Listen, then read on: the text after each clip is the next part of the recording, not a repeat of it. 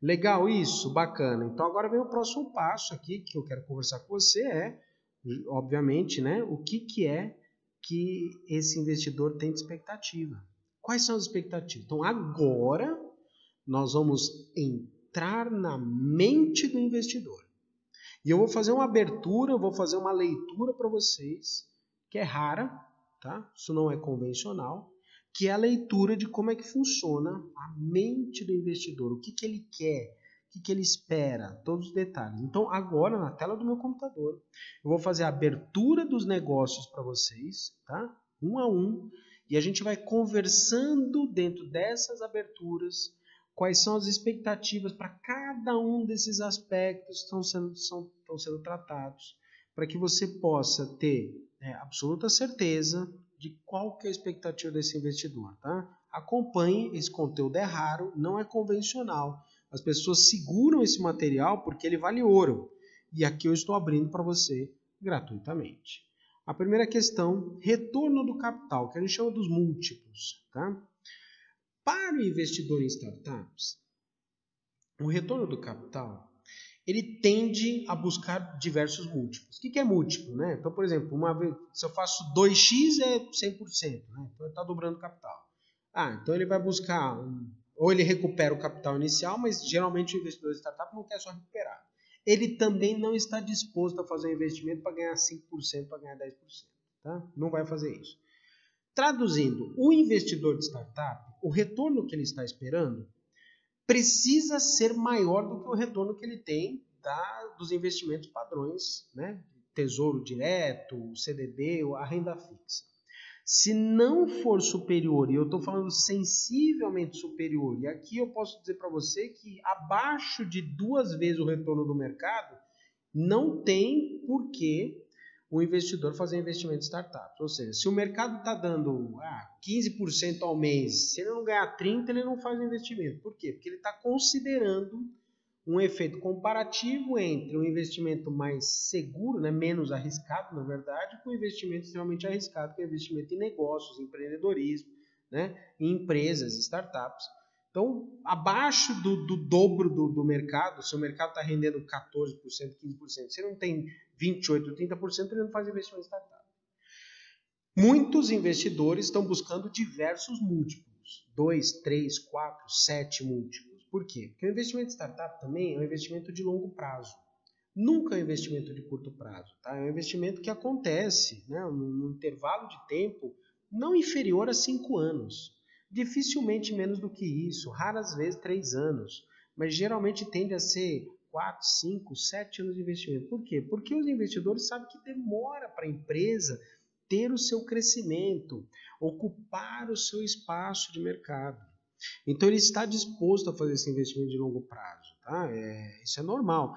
O que é um investimento normal em qualquer tipo de negócio de empresa. Então, ao fazer um investimento numa empresa, também se espera, né, um intervalo maior de tempo, justamente para que a empresa consiga rodar, girar, conquistar clientes, fazer vendas, conquistar seu espaço de atuação. Ok? Então, a gente vai ter essa noção de longo prazo. E em determinadas situações, por exemplo, no intervalo de 5 anos, o investidor está esperando que multiplique seu capital por 4, 5, 10, 20, 50 vezes. No caso do early stage, isso é mais aparente por quê? Porque os múltiplos eles são mais fáceis de aparecer no early stage do que em estágios mais avançados. Por que isso? Porque nos estágios iniciais, um crescimento, percentualmente falando, é muito mais fácil do que uma empresa gigantesca que já está consolidada. Né? Você consegue imaginar, por exemplo, a Petrobras dobrando de tamanho? Não, você imagina, né? A gigantesca Petrobras dobrando de tamanho não acontece. Agora, uma startup pequena que é composta por 2 sócios, talvez um funcionário, é muito fácil que ela tenha 5 mil, 20 mil% de crescimento no intervalo de tempo. Por quê? Porque ela vai sair de um modelo de 2 funcionários, eventualmente 2 sócios e um funcionário, para um modelo que tenha 150 funcionários. Então, o múltiplo realmente aparece. O investidor early stage, ele realmente está buscando esse retorno de múltiplos. Tá? Então, se você não conseguir convencê-lo, prometer essa questão do retorno dos múltiplos, você não vai atrair esse tipo de investidor, ok? Particularmente a segunda questão aqui já foi respondida, que é o intervalo de tempo, né? Então, o intervalo de tempo do investidor de startup, né, ele pode variar, geralmente a longo prazo, né, mas ele pode variar de 4, 5, 7 anos. Né? Não passa tanto disso também, a gente não está falando 10 anos, talvez, em alguns casos raros, mas de uma forma geral a gente está falando na média de 5 anos. Esse é o intervalo que o investidor está disposto a deixar o dinheiro quieto, parado, e quando eu falo parado, às vezes nem é a decisão do investidor, às vezes está contratualmente falando, ele vai colocar o dinheiro, não vai recuperar, ele não vai pedir o dinheiro de volta antes desse tempo. Tá?